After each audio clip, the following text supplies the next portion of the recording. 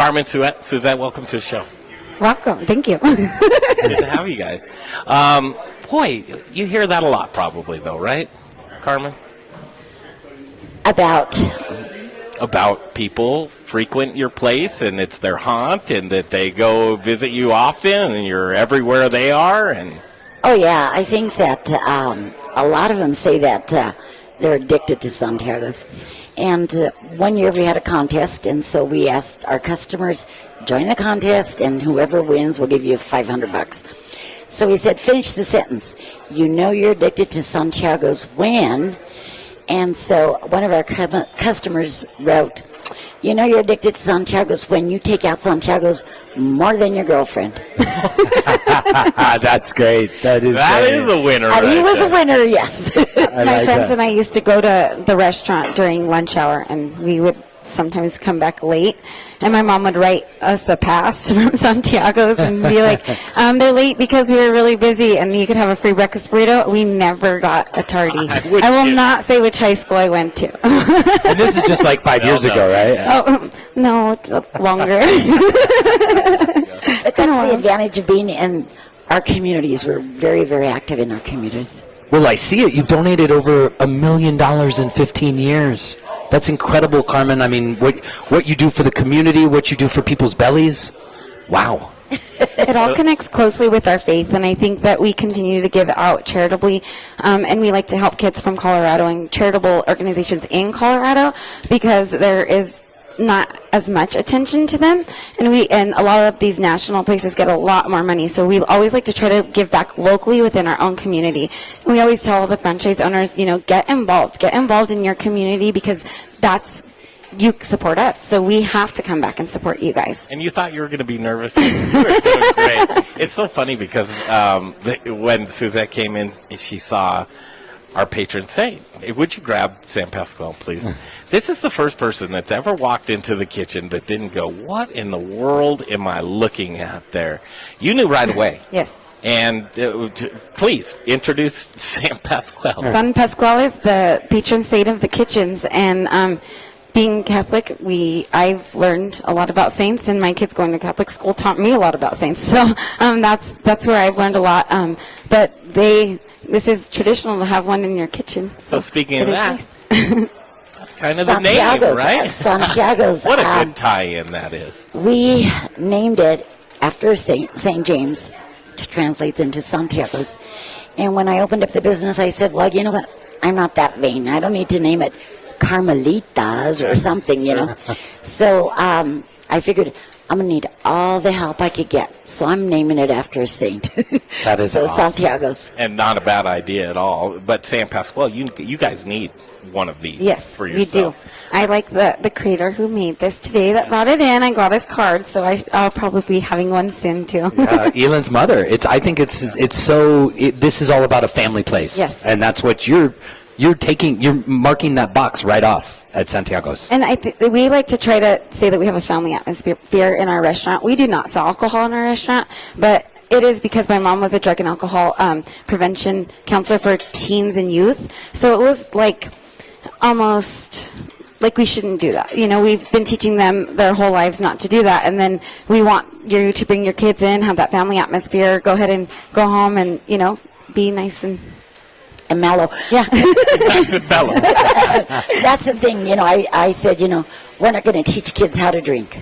Yeah. We're not going to be part of that. And working for the state of Colorado Alcohol and Drug Abuse Division and working with minority kids, I think it was really, really important that we didn't need to make money off of liquor. We're going to make it off our food.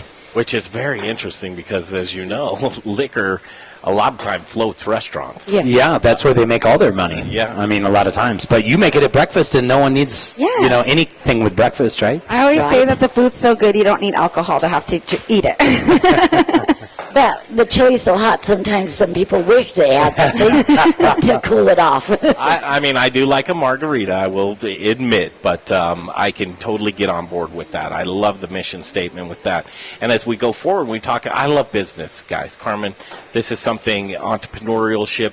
So for you, what is it, 30 years ago? 30? 29 years. 28 years ago.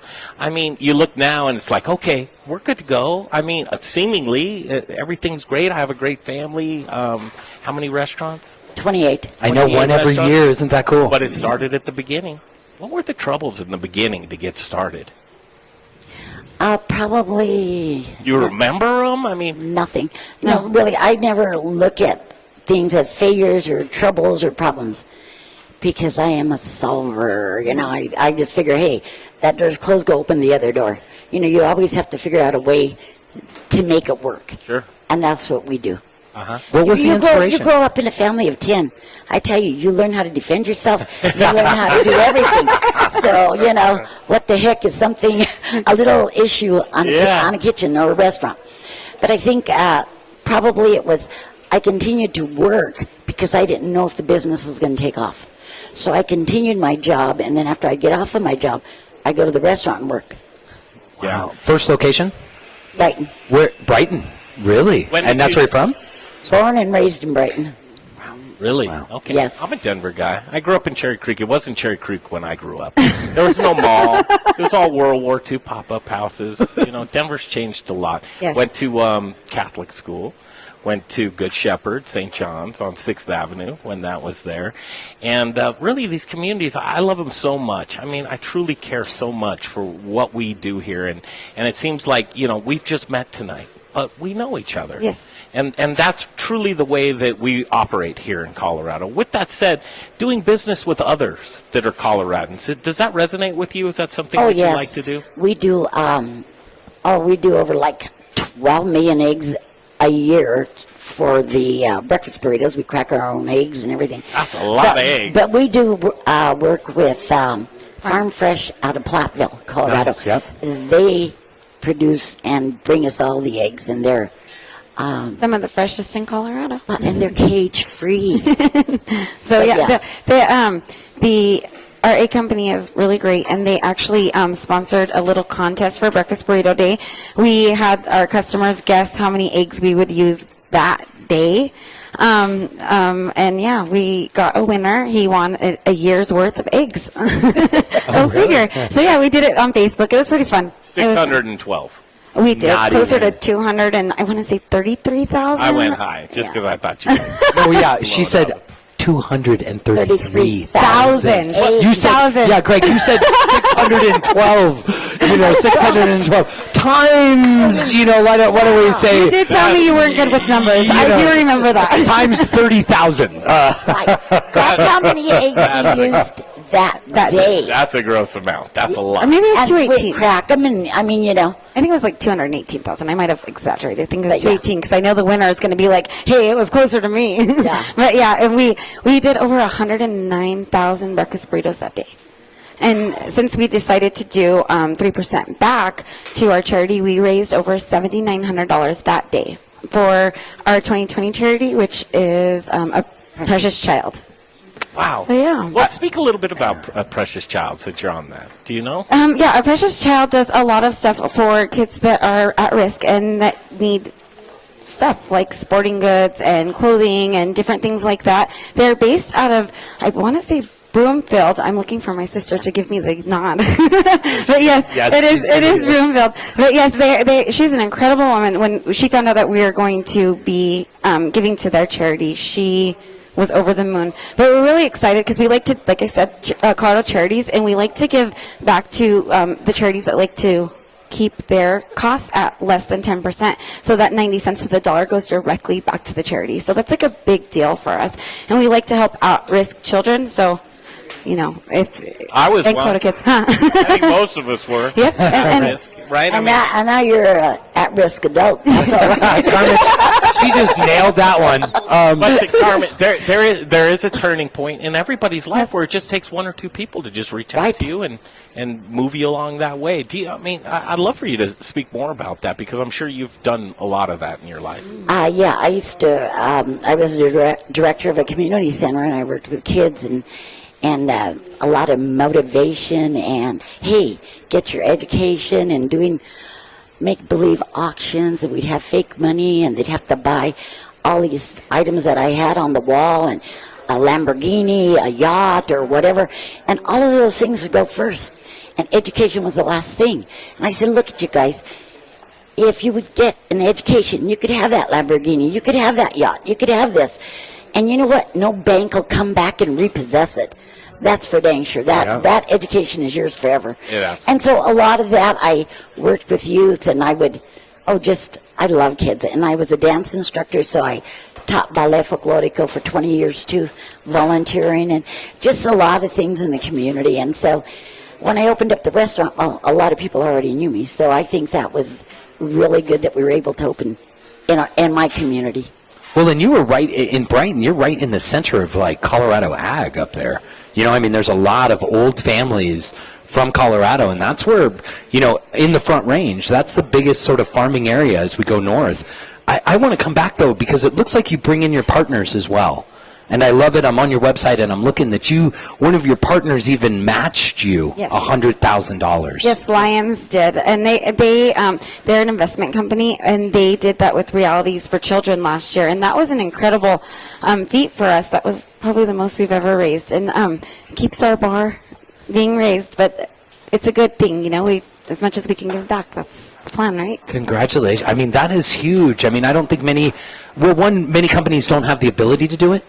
But then you are forcing yourselves, it looks like. I mean, you are diligent in every year since 2003, and you put it right on your website. I love that. We try to align our like the people that we work with to help out in the community as well. So Cisco is our food provider, and they also give back to our charities as well. And so it's kind of like something that we're asking anybody who does business with us to please try to give back as well, because I think it's a huge part of Colorado, and that's the way we can continue to grow, and that's how we can continue to keep our kids out of trouble and in, you know, on the right path. So Congratulations. You know, let's go to family, right? I love family. I just don't like working with them. Well, that's how come each of us have our own restaurants. Don't think. We didn't think about that. No, really. First of all, you must be beaming to see the folks that are around you that are your family. Right. I think people always ask me, what is your greatest accomplishment or your biggest accomplishment? I said, is that I work with my 3 daughters. I think that's amazing because, like you said, it's hard to work with families, and I think that was probably the greatest accomplishment. What do? Stay in your lane? This is what you do. But no, I told him, you know what, when we start, we'll run it like a democracy, I said, and then when we don't agree, mom rules. That's that is true. I like that. That is I like so that. true. Mom rules. Yes. Same rules apply. That's a very easy one. I'm the final vote. You know, we can do it fair. But it's been great. I grew up in this business, so it's been a great opportunity for all of us. My mom never handed anything out. We all worked very hard for everything, and she never Mom. She was never like, you know, oh, you're going to get a restaurant. It was like you stay in school, you do what you need to do, and you know. Is that what you wanted, though? I mean, a lot of times we look at farming. Farming is a great example of where you see, you know, kids grow up on the farm and it's a family business, and then here it comes to where it's like, oh, you're faced with education and a job. Do you want to be a farmer? Well, no, I don't. Well, I think that the opportunity that my mom has given us is a little bit bigger than just the restaurant. And I think that's what I've been able to see watching her establish it and grow so much, that it's not just about the restaurant. It's about community outreach, helping other people, even getting jobs to people. You realize that it's not just them and their security. It's their family and their kids. And, you know, so you're more self-conscious about the decisions you're making, not just the food that we're sending out. Is this a little piece of you talking right here? Well, You've got to be proud. she's been around me all her life. But what we did too is that some of the workers that I had that had helped me start at Santiago's in Brighton, I turned around and I helped them open up a Santiago's. Which is Antonio. Antonio is one of them. And so a lot of the workers that are the owners now of their own Santiago's, it was just, you know, you become a family. And we always call it the Santiago's family for that reason. Do you mind if we take a break and we'll come back and we'll talk about what it takes to cultivate and to grow? Because growth is really, is an interesting thing. And I think that are you stopping here at 28? Don't answer now.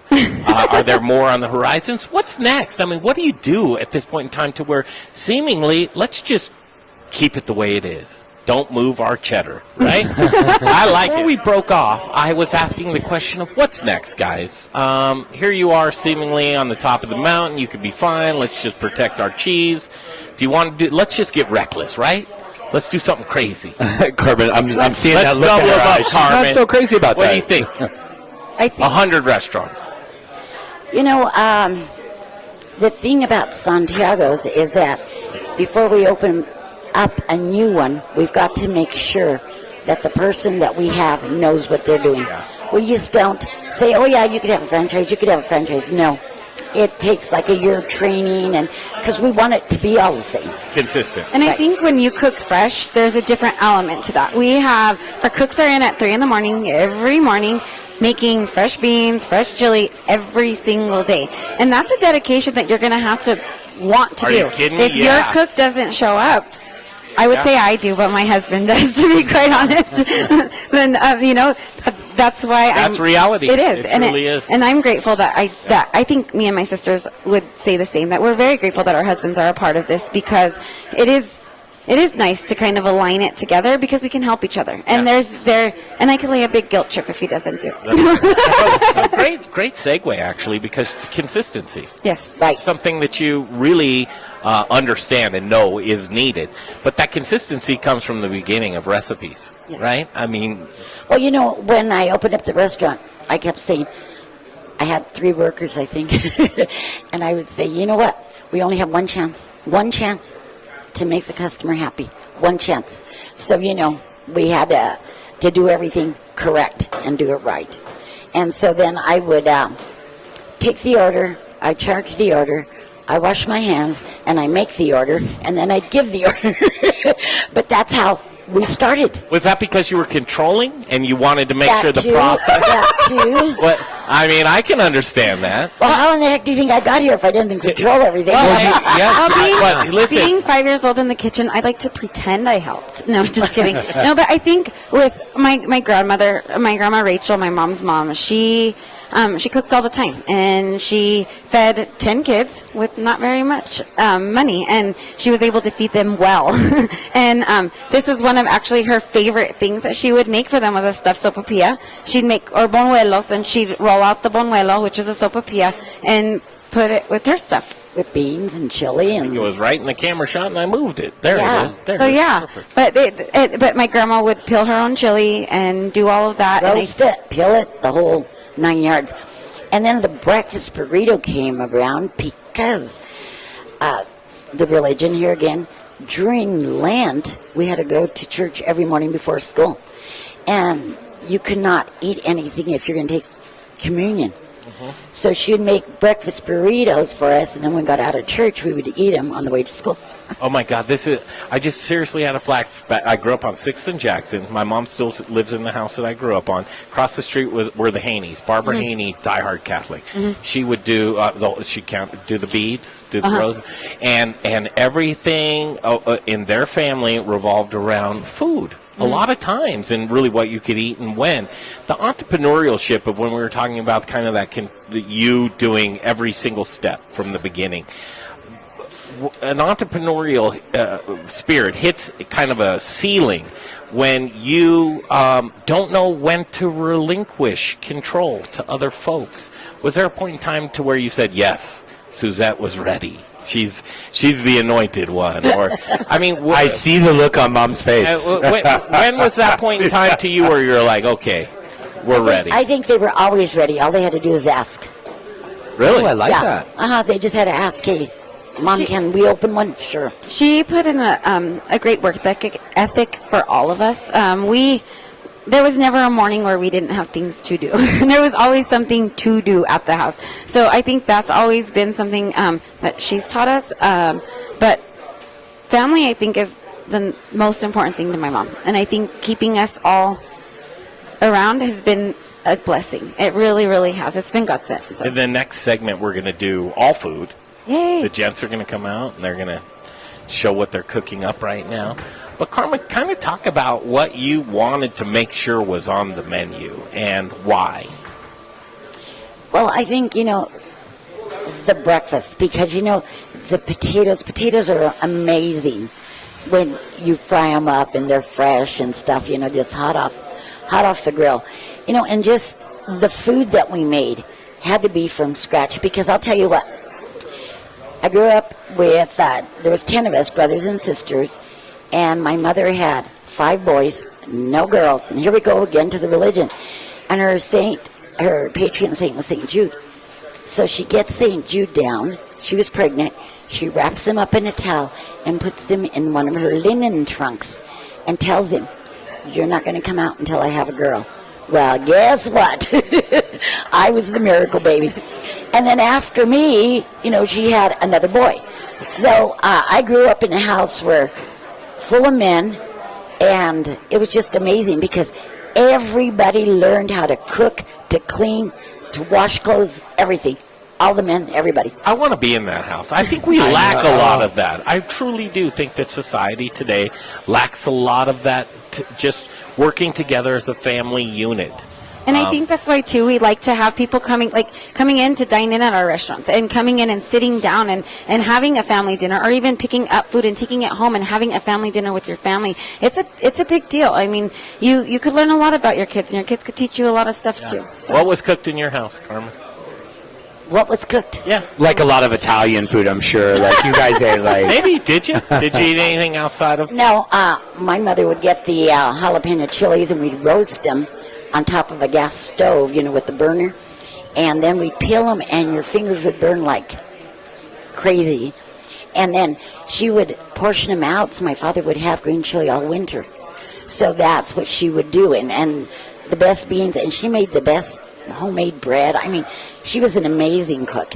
But I think that was out of necessity. When you have a family of 10, you can't be running to buy McDonald's or whoever, you couldn't afford it. Oh. So everything was staple, and so that just became amazing food, And with 10 kids, I'm sure they ate everything, so she'd have to cook all the time.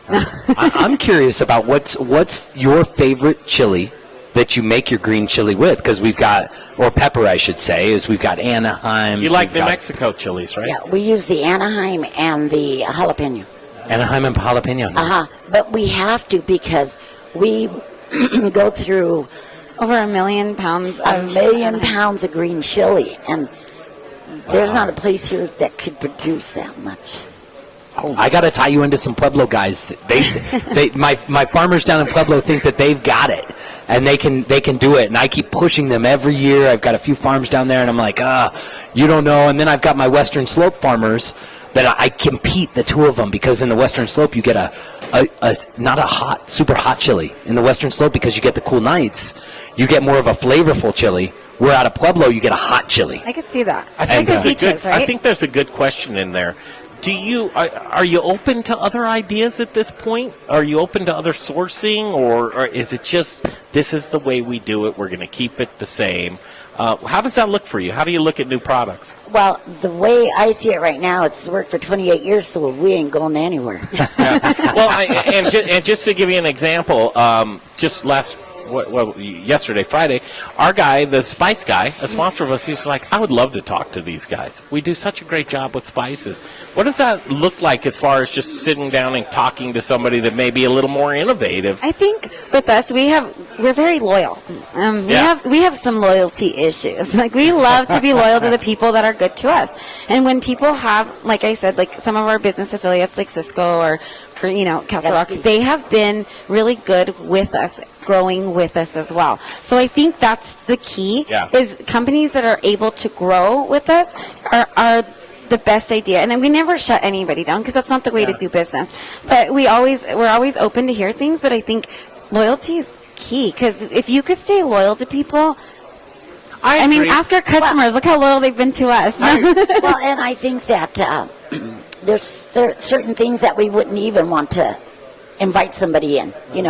Don't come here and say, hey, we have dehydrated beans, just add water. We're going, hey, I don't think so, Yeah. Beans take all night to cook, and there's certain things that we will not change. Yeah, I would encourage, though, that it to be open to other local businesses Definitely. and families. That would mean so much. Yes, definitely. And that's why we do work with Farm Fresh out of Platteville, because he is local and he is incredible. So we We He's got his definitely do. hands full with yes, you he guys. does. though, yeah. right? Yes, he does. Okay, here's what I like to do.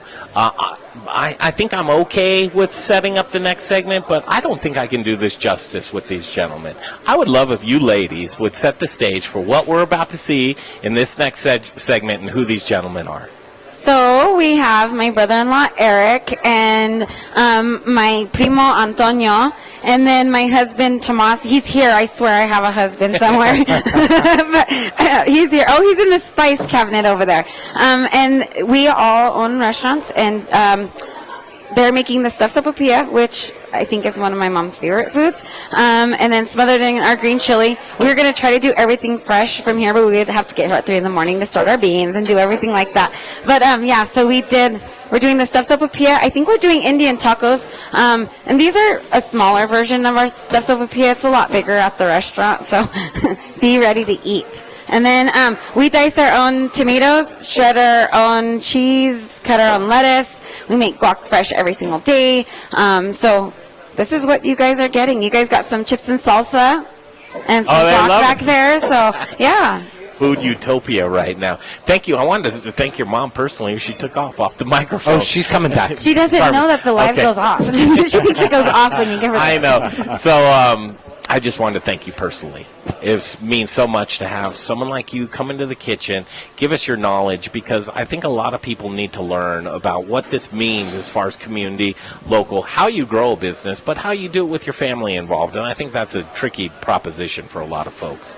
Thank you, Carmen. Thank you very much for having us. Thank you guys Oh, for of your course, time we're not today. done with you. We're bringing the chefs on. Yeah, So- we're bringing the Okay, chefs on great. next.